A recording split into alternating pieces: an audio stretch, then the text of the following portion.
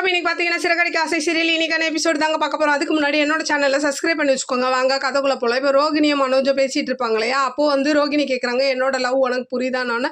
மனோஜ் எனக்கு புரியுதுன்ற மாதிரி சொல்கிறாரு. சரிவா இதை செலிப்ரேஷன் பண்ணுற விதமாக ஹோட்டலுக்கு போகலான்னு சொல்ல, எந்த ஹோட்டலுக்கு போகலான்ற மாதிரி மனோஜ் கேட்குறாரு. நம்ம ஸ்ருதி ஹோட்டலுக்கு போகலான்ற மாதிரி போனால் அங்கே பார்த்தீங்கன்னா எதிர்பாராத விதமாக முத்துவும் மீனாவும் இருக்கிறாங்க.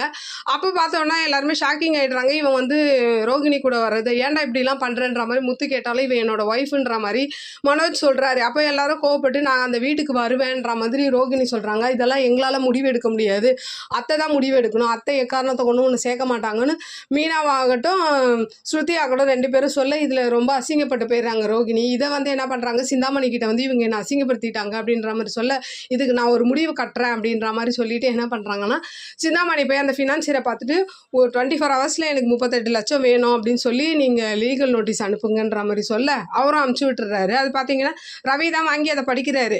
பார்த்தோன்னா பாருங்கப்பா இந்த மாதிரி அந்த ஃபினான்சியர் 38 லட்சம் 24 ஹவர்ஸில் கேட்குறாரு, இல்லைன்னா நம்ம வீட்டை ஜப்தி பண்ணிடுவாராம் அப்படின்ற மாதிரி சொல்ல ஒட்டுமொத்த குடும்பமும் ஷாக்கிங் ஆயிடுறாங்க.